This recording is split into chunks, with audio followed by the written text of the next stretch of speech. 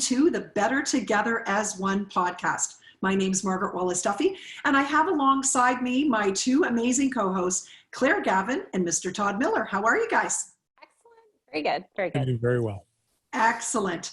So, you know, at Better Together as One, we really look to educate, empower, and inspire. Well, I got to tell you something. This guest that we have on today, we are humbled, honored beyond belief, and completely inspired by who he is both as a physician and as a human being. Dr. Naheed Dosani is a palliative care doctor that provides palliative care for the homeless. I have to tell you, when you hear his story, it has brought me to tears on numerous occasions. But what inspires me even more, and why we are so proud to have him on this show, is that he's taken this passion and his experience in his career and his life, and he's creating change in our world for the better. Dr. Dosani, welcome to Better Together as One. We are honored to have you. Thank you so much. The honor is truly mine. Thanks for having me on the show. Well, we have to, right out of the gates, do a huge congratulations to you, because just yesterday, you were awarded from the University of Toronto School of Medicine a humanitarian award, which is absolutely deserved. But we wanted to be officially one of the first people to say congratulations. Yay! Thank you so much. I'm truly humbled. Thank you so much. Appreciate it. So let's dive right in and talk about, as a palliative care physician, and how did you get to, and perhaps tell the story of what brought you to wanting to care for the homeless? Absolutely. I grew up in Toronto, the son of two refugees who came to Canada from Africa and came to Canada with very little, grew up poor and with a real huge focus on social justice and humanity in my upbringing. So there was always a recognition of the social determinants of health, and there was always a shift. I wanted to do media or journalism, and then found myself in medicine, actually in healthcare, and was in residency providing primary care at a shelter in downtown Toronto, and met a gentleman named Terry. He was in his early 30s, and he presented to our shelter in pain crisis, and he was well known in the shelter system and had a long-standing diagnosis of mental illness with schizophrenia and a substance use history. And as I began to examine him, I realized what was going on with him. I looked at his mouth and I realized he had this widespread head and neck cancer, and he was shaking. He was writhing in a ball. He was in pain, and I tried to develop a rapport with him. And I could see that when I looked at his chart, he had frequented various clinics and hospitals, and he was diagnosed with cancer a year before. And because of his the tumor was growing, he didn't want to show up anymore, and he couldn't organize himself to come back for follow-up in clinic. And so he started to experience pain. So he did what any one of us would do. He went hospital to hospital, ER to ER, walk-in to walk-in, seeking pain control, and that's something that anybody in this country should have access to. Unfortunately, he was denied access to pain medicines. Maybe it was because of how he looked, the words he said, the words he didn't say. I don't know. He promised me he'd work with me to improve his pain. I came to the shelter the next day. I couldn't find him anywhere, and I learned that he had died. He had overdosed on a combination of alcohol and street drugs. He had turned to the best pain relief that he knew. This, for me, was a life-changing event that opened my eyes to the palliative care needs of people in our communities. Mm-hmm. Oh my goodness, that's the one that brought me to tears. Yeah. And you know, a lot of people would, oh, is it ever? And I know that you truly believe that everyone deserves to die with dignity. And, you know, one of the things I know firsthand, my father passed away 4 years ago, and his wish was to die at home. I have resources and abilities, and I found it even difficult to navigate the waters. And I wondered, what was it like for the rest of Canadians? But to listen to what it must be like for the homeless, can you speak a little bit to some of the unique challenges that homeless people are experiencing? Absolutely. That's a great question, Margaret. And after Terry had passed away, it led to this journey and exploration of better understanding why Canadians who experience homelessness lack access to palliative care. And there are various factors at play. This is a very sick population. They're 28 times more likely to have hepatitis C, 5 times more likely to have heart disease, 4 times more likely to have cancer. Do you guys know what the average life expectancy is for like housed Canadians nowadays, roughly? It's like, Is it 70? yeah, it's like 78 to 82 78? years old. Okay. The average life expectancy for people experiencing homelessness is 34 to 47 years old. Oh my So goodness. homelessness cuts a person's lifespan by half. Half. We started to realize that that in and of itself is a serious illness, a life-limiting illness, a palliative care diagnosis in and of itself, a social diagnosis. And so not to mention, the fact that mental illness is so common and navigating complex healthcare systems can be so difficult. So it's for many reasons, accessing palliative care is very challenging for Canadians who experience homelessness. Oh, my goodness. It's just unbelievable. And I think what we're going to do is dive into, just after the break, we're going to dive into a program that you created called the Peach program. So I want everybody to just hold tight for a couple of minutes, because we're going to be back. We're going to dive in and talk about what is the Peach program, why does it exist, and what's it like during this time of COVID to cope. So stay tuned. We'll be right back.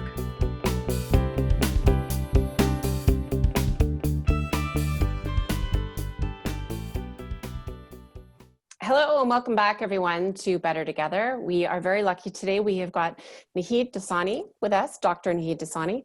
Thank you again for being with us. So before we went to commercial break, we've sort of have been talking about your journey and all this and where it brought you to today. And so there's this incredible program that you created shortly after you graduated, from what we understand, called the Peach program. Do you want to just elaborate a little bit about that and what it's all about? Yeah, for sure. The Peach program is a program at the Inner City Health Associates in Toronto, and stands for Palliative Education and Care for the Homeless, which aims to serve the palliative care needs of people experiencing homelessness in the city of Toronto. It's a supportive and palliative care outreach program that meets people's needs wherever they're at, under a bridge, in a shelter, on the street, so no person falls through the cracks. It started as a doctor and a nurse, my colleague Namrig. We used to drive around in my Honda Civic. I still drive a Honda Civic to this day. A different Honda Civic, but I still drive a Honda Civic.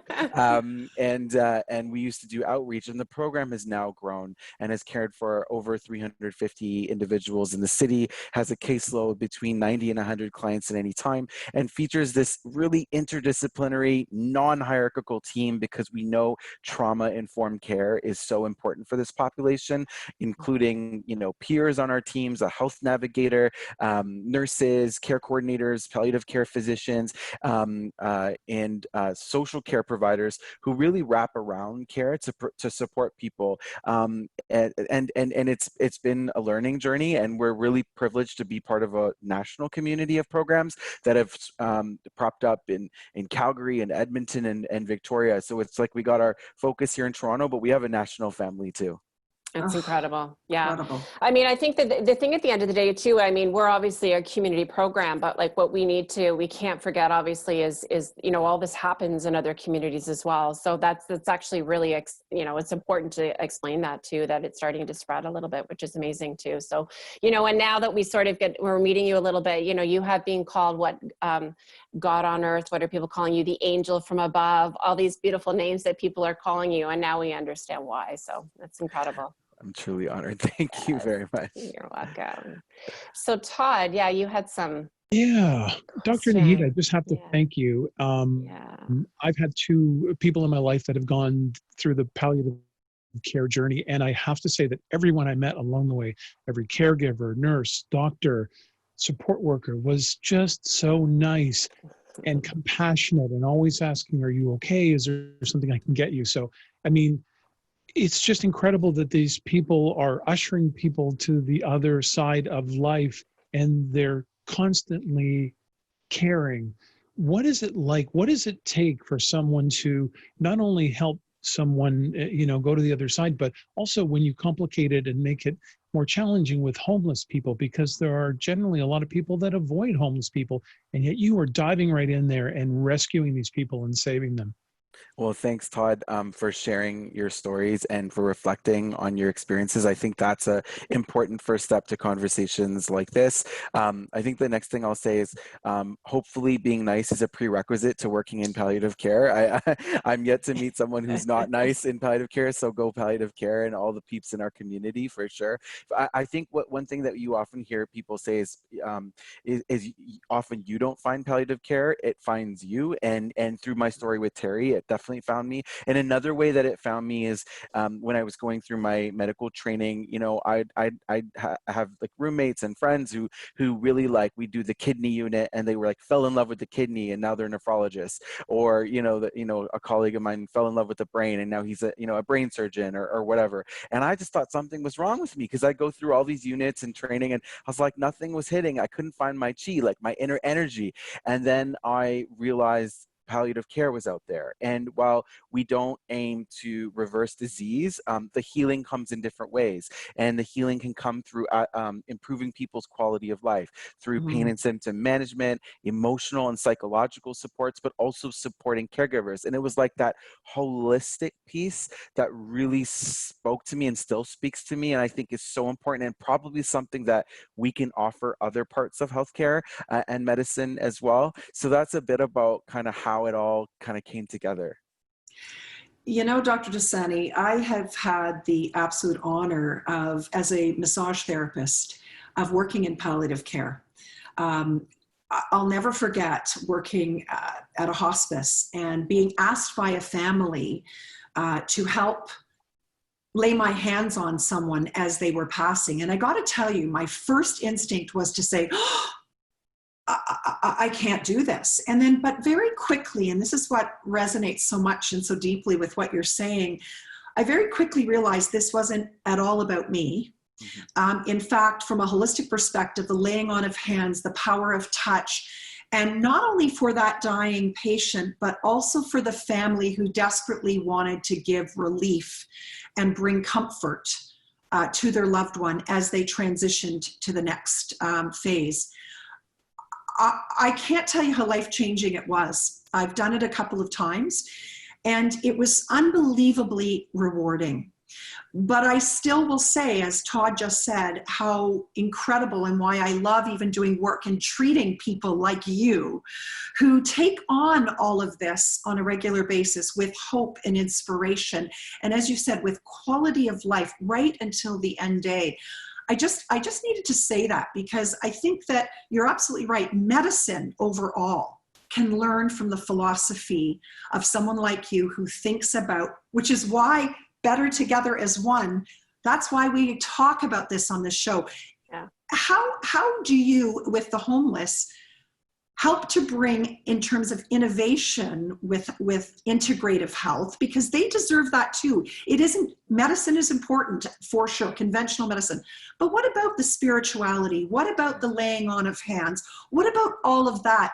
Do they not deserve that as well, just like you and I would?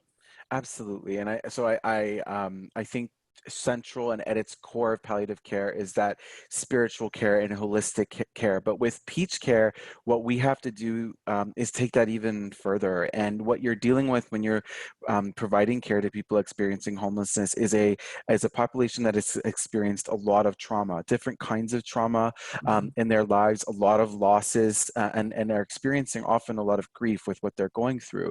And so there's this umbrella approach to care, which is called trauma-informed care. And it's an important approach to care, which emphasizes how we interact with people, the words we use, how we recognize people by their names, how we talk to each other about the people we serve. So we're respectful and understanding, and grounds us in our care. So there's no hierarchies, and it's derived in respect. The second is recognizing best principles that aren't just in palliative care for people experiencing homelessness, but across the population, including philosophies like harm reduction.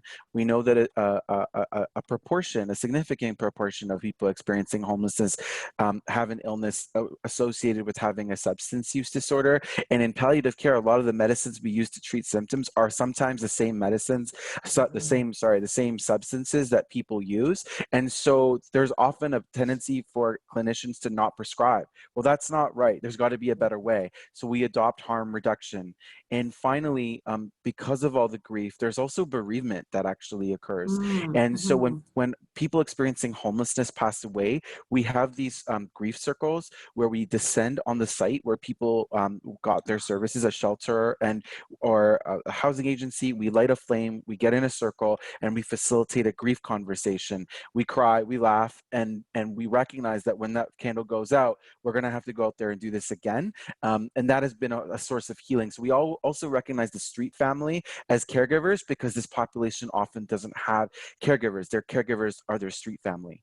I love that. Oh, wow. And I just want to say really quickly, because I listening to this, my question to you is, how do you protect yourself in this emotionally, physically, mentally? Because it's heavy. I've worked in hospice care as well, like Margaret did as well, but not like this.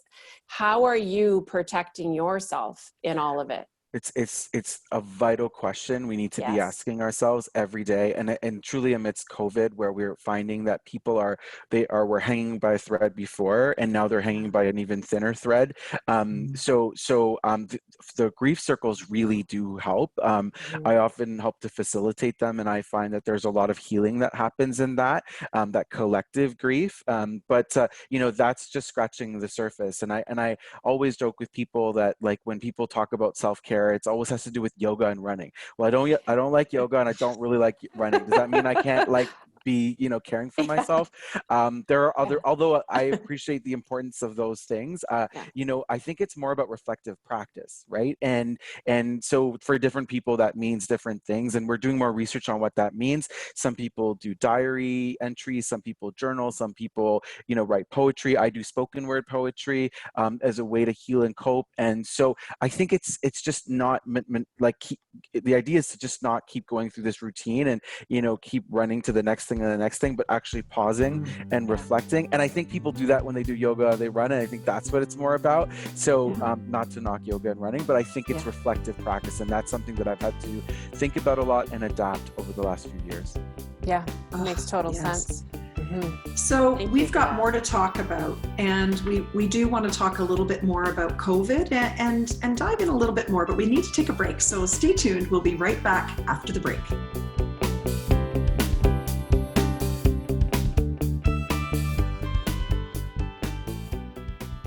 Welcome back to Better Together as One, and Dr. Naheed Dosani is with us. And I really wanted to tell you, we're really about change. This show, Better Together as One, has really been always about bringing change makers to the table.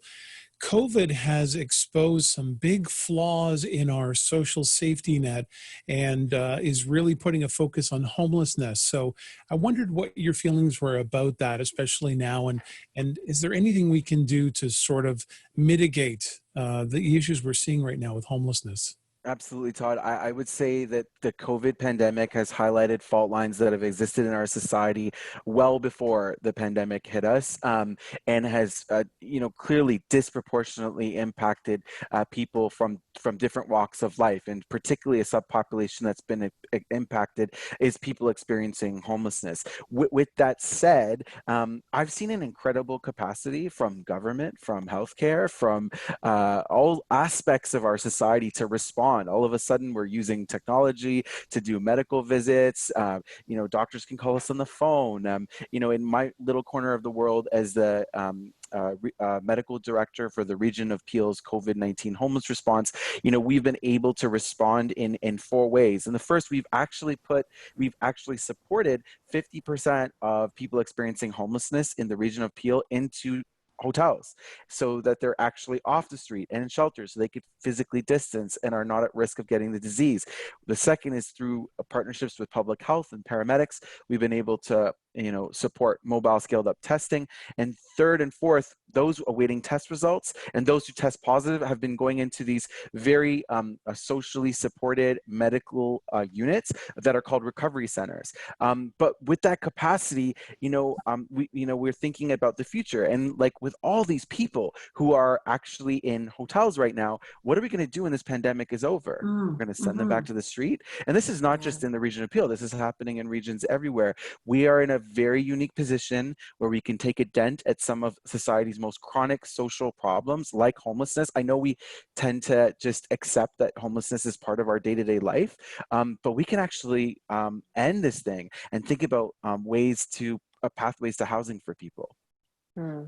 So powerful, so powerful. And when you talk like that, what are some of your innovative ideas? If you were to dream big, Dr. Naheed, and be able to wave your wand, what kinds of things would you like to see happen if money and time and resources weren't an issue? What do you think? Let's dream a little. Totally. While I'm being asked here to dream big, I don't really have to dream that big. The answers are right in front of us, and they've been in front of us for a long time. Many people may not know this, but Canada's the world's largest study on ending homelessness happened in Canada, and it was called the At Home Chez Soi Demonstration Project. It ran a few years ago. It was a 3-year study that basically showed that if you give people housing, people who are homeless with persistent mental illness, if you give them housing and then give their services within that housing, they feel better, they go to the hospital less, they psychologically do better, and they keep that housing. While those findings were very positive, by the way, the system saves a lot of money. So while those findings were very positive, they were never scaled up in Canada. So with my magic wand, I would basically institute housing first as a policy in the findings of the At Home Chez Soi Demonstration Project, which could probably take a huge dent into homelessness. And in communities like Medicine Hat, they've ended chronic homelessness. The second thing I would do is address anything to do with income and low income. So I would raise social assistance rates because many people don't realize that social assistance rates by definition still keep people in poverty structurally. The people who are getting social assistance, they're not above the poverty line, they're at or below the poverty line. And then I would support interventions that better support people with low income, like a guaranteed annual income. Yeah, you're so right. Time has never been better to really shed light and to continue these conversations. We are so honored to be one of the platforms that you've chosen to use to put your voice out there. It is so, so important. We have a couple of more minutes left, and I'd love to, because we love to get to know the person behind the amazing work that you're doing. Can you tell us a little bit about you, the man, take your doctor's hat off? What fires you up? What makes you want to do the work you're doing just as a human being? Because it takes a lot of energy to be an activist like you are. Tell us a little bit about you, the person. I think I think a lot of that boils down to, the way I was raised and my parents coming to Canada as refugees. To me, gave me an upbringing that really showed me what happens when inequity is present in our communities.